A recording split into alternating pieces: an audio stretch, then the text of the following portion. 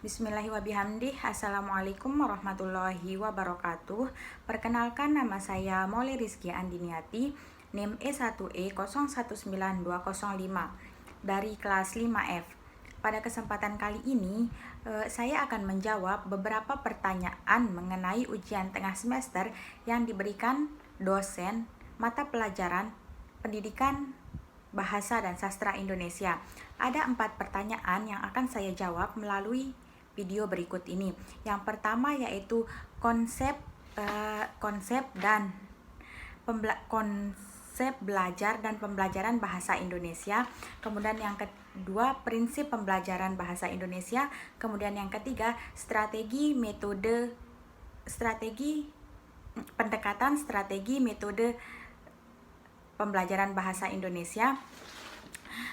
Kemudian yang terakhir yaitu IPK dan tujuan. IPK dan tujuan pembelajaran. Saya ulangi sekali lagi. Di sini terdapat 4 soal. Yang pertama yaitu konsep belajar dan pembelajaran bahasa Indonesia. Kemudian yang kedua, prinsip pembelajaran bahasa Indonesia. Kemudian soal nomor 3 yaitu pendekatan, metode dan strategi pembelajaran bahasa Indonesia. Kemudian yang terakhir yaitu soal yang terakhir yaitu tujuan IPK dan tujuan pembelajaran. Kemudian untuk soal yang pertama yaitu konsep belajar dan pembelajaran bahasa Indonesia. Di sini konsep belajar dan pembelajaran bahasa Indonesia dibagi menjadi 3, yaitu belajar bahasa, belajar melalui bahasa, dan belajar tentang bahasa. Nah, di sini belajar bahasa ini diartikan sebagai bagaimana seseorang fokus terhadap kemampuannya dalam melakukan komunikasi melalui bahasa yang digunakannya, di mana tujuan dari belajar melalui bahasa ini untuk mengasah kemampuan seseorang dalam berkomunikasi dengan orang lain. Kemudian yang kedua yaitu belajar melalui bahasa. Setelah seseorang belajar bahasa atau belajar berkomunikasi, maka seseorang itu akan belajar melalui bahasa. Yang dimana belajar melalui bahasa ini bagaimana seseorang mempelajari sesuatu atau mempelajari pengetahuan, mempelajari sikap, dan mempelajari keterampilan. Nah, dalam konteks ini, bahasa berfungsi sebagai alat untuk mempelajari sesuatu, seperti mata pelajaran, baik mata pelajaran IPA, IPS, sejarah, dan lain sebagainya. Nah, yang ketiga yaitu belajar tentang bahasa, di mana belajar tentang bahasa ini bagaimana seseorang mengetahui hal-hal apa saja yang ada di dalam suatu pelajaran tersebut, seperti hal apa saja yang ada dalam pelajaran sejarah, hal apa saja yang ada dalam pelajaran IPA, dan hal apa saja yang ada dalam pelajaran PKN dan sebagainya. Nah, kemudian dari ketiga konsep belajar ini dapat diambil kesimpulan bahwa belajar bahasa, belajar melalui bahasa, dan belajar tentang bahasa ini, bahwasanya belajar bahasa ini berfokus pada belajar penguasaan bahasa atau bagaimana cara berkomunikasi dengan baik. Kemudian yang kedua yaitu belajar melalui bahasa. Nah, belajar melalui bahasa ini bagaimana seseorang belajar pengetahuan mengenai sikapnya, mengenai keterampilannya, dan mengenai pengetahuan yang ada di dalam pembelajaran. Nah, kemudian yang terakhir yaitu belajar tentang bahasa. Belajar tentang bahasa ini bagaimana seseorang bisa mengetahui pembelajaran hal apa saja yang ada dalam pembelajaran tersebut, baik pembelajaran IPA, pembelajaran IPS, pembelajaran PKN, dan pembelajaran yang lainnya. Kemudian soal nomor 2 yaitu prinsip pembelajaran bahasa Indonesia SD.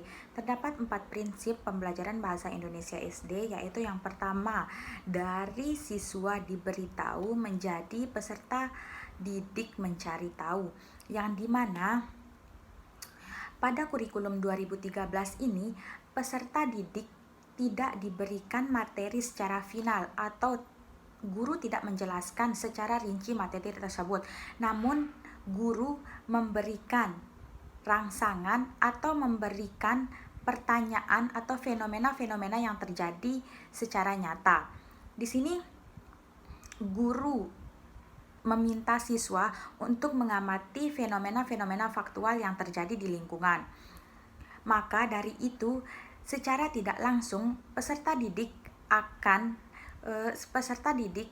akan mencari tahu, akan berusaha untuk mencari tahu hal-hal tersebut. Di sini peserta didik dituntut untuk secara aktif dalam proses pembelajaran. Artinya seperti yang sudah saya katakan tadi, bahwa peserta didik tidak diberikan materi secara finalnya, namun peserta didik diberikan secara abstrak materi, atau peserta didik mengamati objek-objek tertentu. Nah, dengan ketidaktahuan peserta didik tersebut, maka akan timbul pertanyaan-pertanyaan yang tidak diketahuinya tersebut. Maka peserta didik akan mencari tahu dan bertanya kepada gurunya tentang apa yang mereka tidak tahu. Jadi di sini artinya dari peserta didik diberitahu menjadi peserta didik tahu. Itulah prinsip pembelajaran bahasa Indonesia tersebut. Kemudian yang kedua yaitu guru sebagai sumber belajar menjadi belajar berbasis aneka sumber. Artinya dalam kurikulum 2013 ini seorang guru tidak hanya menjadi guru. Artinya dari guru sebagai satu-satunya sumber ini menjadi guru itu tidak menjadi satu-satunya sumber dalam kurikulum 2013 ini. Artinya peserta didik mampu mencari sumber-sumber, baik sumber buku, sumber majalah, sumber internet, dan sumber lainnya seperti sumber masyarakat, keluarga, teman, maupun tetangga-tetangga.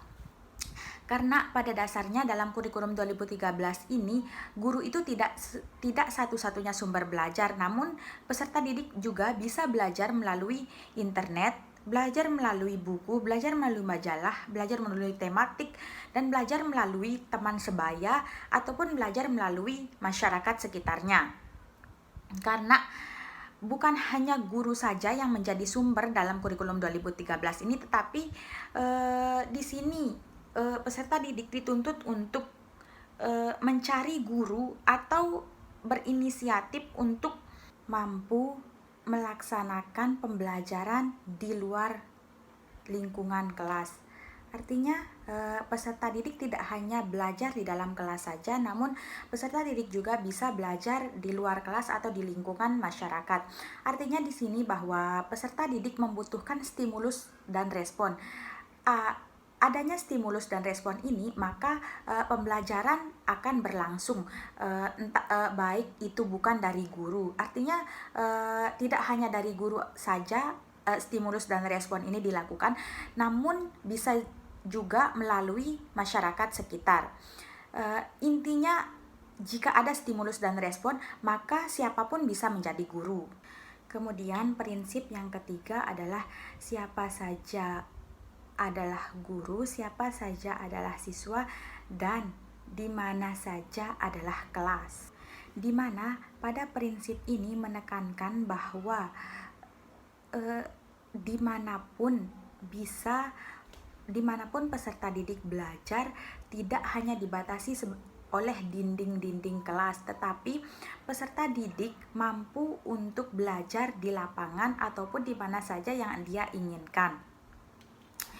Di dalam kelas, peserta didik belajar untuk mengasah kemampuannya atau mengembangkan kompetensi peserta didik.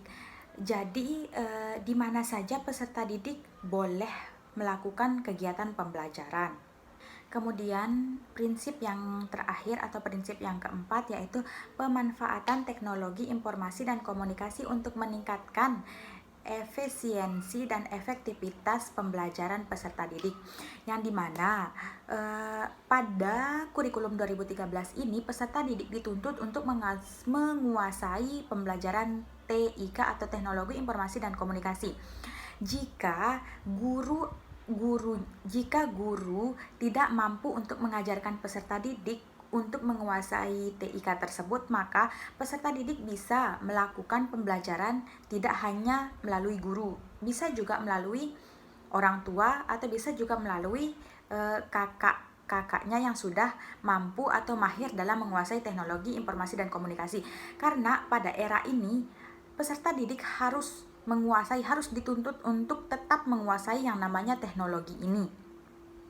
Karena jika tidak menguasai teknologi, maka peserta didik akan tidak mampu untuk berkembang atau tidak mampu untuk mengikuti perkembangan zaman, dan juga TIK ini sangat dibutuhkan pada era kurikulum 2013 ini. Sebab peserta didik akan menghadapi tantangan hidup,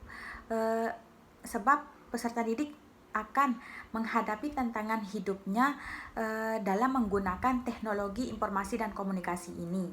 Kemudian soal nomor 3 yaitu mengenai pendekatan, metode, dan strategi pembelajaran bahasa Indonesia, di mana ada 3 poin dalam pendekatan, metode, dan strategi ini.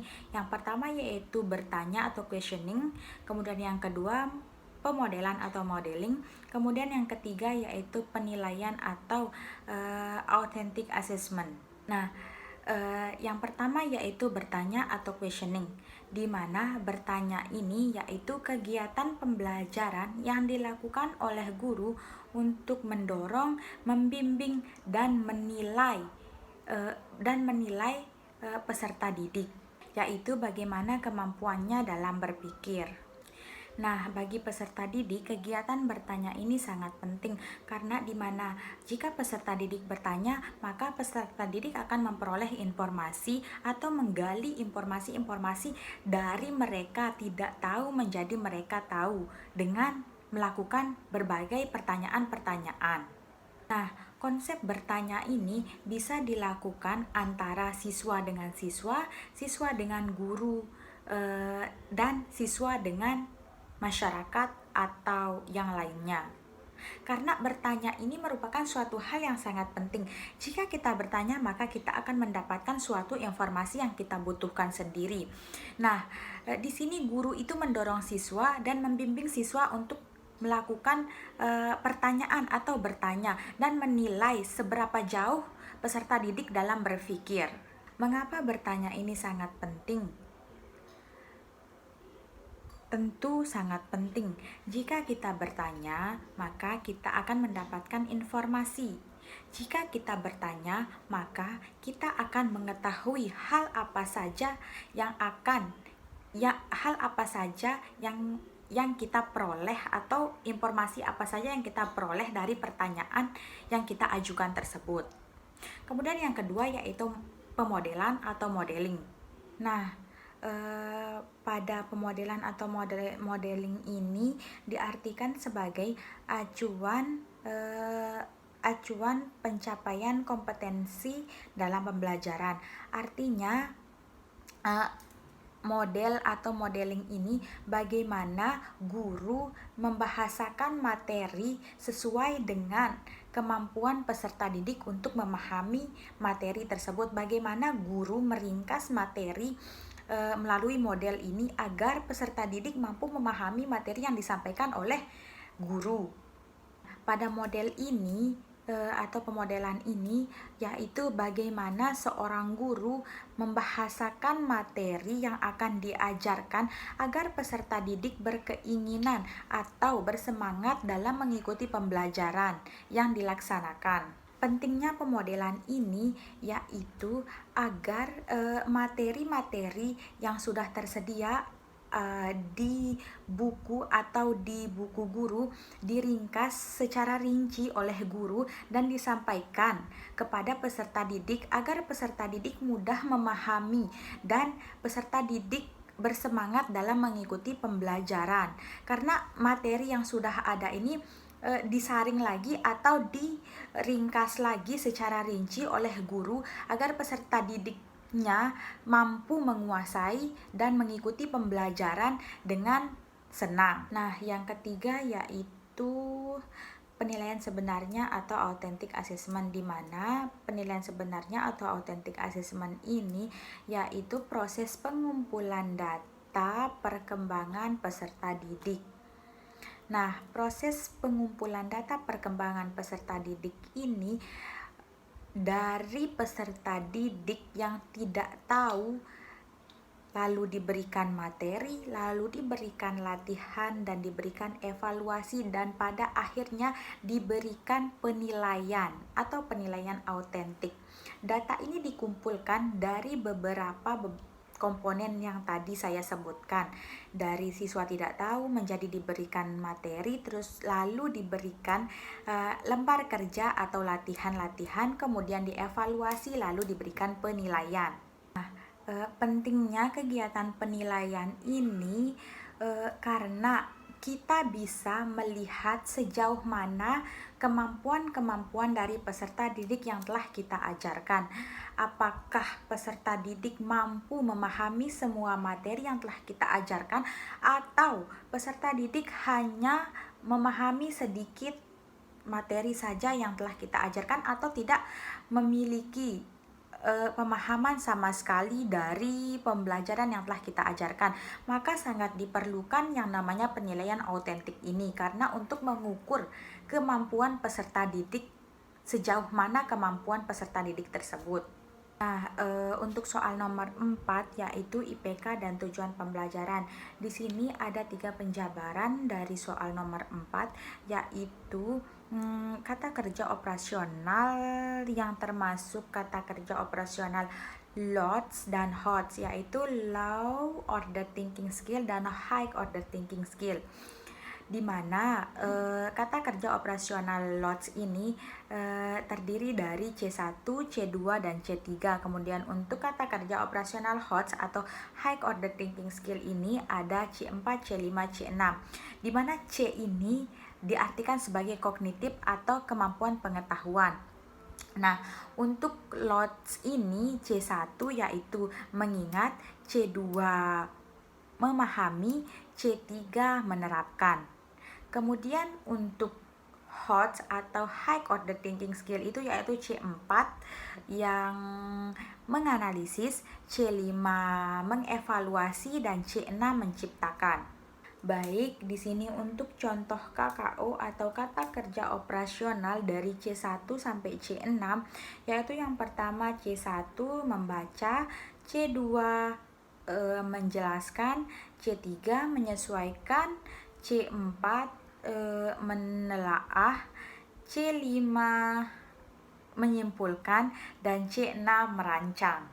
Nah, seperti itulah contoh dari KKO atau kata kerja operasional dari C1 sampai C6. Nah, untuk poin yang kedua yaitu terdapat tujuan pembelajaran. Nah, dalam tujuan pembelajaran ini ada 4 komponen.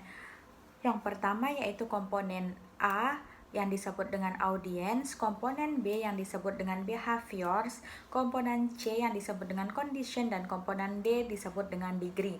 Di mana komponen A atau komponen audience ini siapa yang mengikuti kegiatan pembelajaran atau siapa yang melakukan kegiatan pembelajaran. Di sini audiensnya adalah siswa atau peserta didik. Karena siswa inilah yang mengikuti kegiatan pembelajaran atau audiensnya. Kemudian yang B atau behavioral atau behaviors yaitu siapa yang melakukan kegiatan atau berupa perilaku peserta didik yang menggunakan KKO atau kata kerja operasional. Contohnya seperti menjelaskan, menerangkan, melaporkan, dan lain sebagainya. Kemudian yang C atau condition yaitu bagaimana siswa menampilkan sesuatu atau dengan apa siswa menampilkan sesuatu tersebut, bisa menggunakan media, alat, atau yang lainnya. Nah, kemudian yang ke D atau degree di sini mendeskripsikan sesuatu yang telah diterima siswa setelah mencapai tujuan. Nah, misalnya contohnya di sini setelah siswa mengamati gambar itu sebagai condition, siswa itu sebagai audience mampu menganalisis materi itu sebagai behaviors dengan tepat itu sebagai degree. Nah, artinya degree ini bagaimana seseorang mendeskripsikan sesuatu untuk mencapai tujuan tersebut. Nah, kemudian untuk komponen A, B, C, D ini tidak harus urut dari A sampai C. Seperti yang sudah saya contohkan tadi, dari gambar yang telah diamati itu kan sudah condition. Nah, siswa mampu itu sudah audience, artinya dari C ke A, ke B, dan ke D. Itu tidak mesti harus urut seperti A, B, C, D. Nah, komponen ini bisa diacak, artinya bahwa kebanyakan atau lebih banyak komponen ini tidak diurutkan secara terurut atau dari A sampai D, begitu. Komponen ini diacak dari C, A, atau condition, audience, behaviors, kemudian degree. Nah, itu.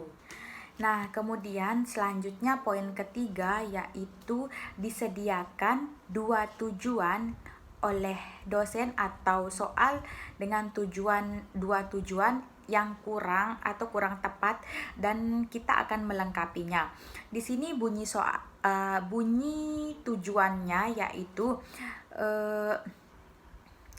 melalui percobaan sederhana, itu termasuk condition, siswa sebagai audiens dapat menuliskan laporan hasil percobaan sederhana, yaitu behaviors. Nah, itu kutipan dari tujuan tersebut. Artinya, kekurangan dari tujuan ini yaitu degree-nya. Degree-nya di sini yaitu bagaimana mendeskripsikan suatu tujuan tersebut. Nah, di sini saya menambahkan kekurangannya dengan tepat dan benar. Nah, untuk lebih lengkapnya tujuannya ini berbunyi sebagai berikut. Melalui percobaan sederhana yaitu condition, siswa sebagai audiens dapat menuliskan laporan hasil percobaan sederhana behaviors dengan tepat dan benar. Itu degree, itu yang kurang dengan tepat dan benarnya atau degree-nya yang kurang. Kemudian untuk poin yang kedua yaitu bunyi tujuannya yaitu siswa itu sebagai audiens dapat mempraktikkan menulis tegak bersambung. Itu saja tujuannya yang terdiri dari audience dan behaviors. Artinya di sini kekurangannya yaitu conditionnya atau C-nya dan degree-nya D-nya. Nah, untuk melengkapi tujuan berikut ini agar lebih lengkap, maka saya menambahkannya dengan kalimat condition dan degree yang berbunyi melalui video yang ditayangkan oleh guru itu sebagai condition, siswa itu sebagai audiens dapat mempraktikkan menulis tegak bersambung behaviors dengan tepat dan benar yang termasuk dalam komponen degree. Jadi kekurangan nomor 2 ini atau kekurangan poin kedua ini ada dua kekurangan, yaitu kekurangan komponen C dan kekurangan komponen D yaitu condition dan degree. Jika ditambahkan maka akan berbunyi melalui video yang ditayangkan oleh guru, siswa dapat mempraktikkan menulis tegak bersambung dengan tepat dan benar. Nah, itu sudah lengkap dari urutan C, A, B, dan D. Nah, mungkin itu saja yang dapat saya sampaikan atau saya jawab pertanyaan. Mungkin itu saja yang saya dapat jawab pertanyaan-pertanyaan yang telah diberikan dosen, yaitu 4 butir pertanyaan. Sekian dari saya, kurang dan lebihnya mohon dimaafkan. Wassalamualaikum warahmatullahi wabarakatuh.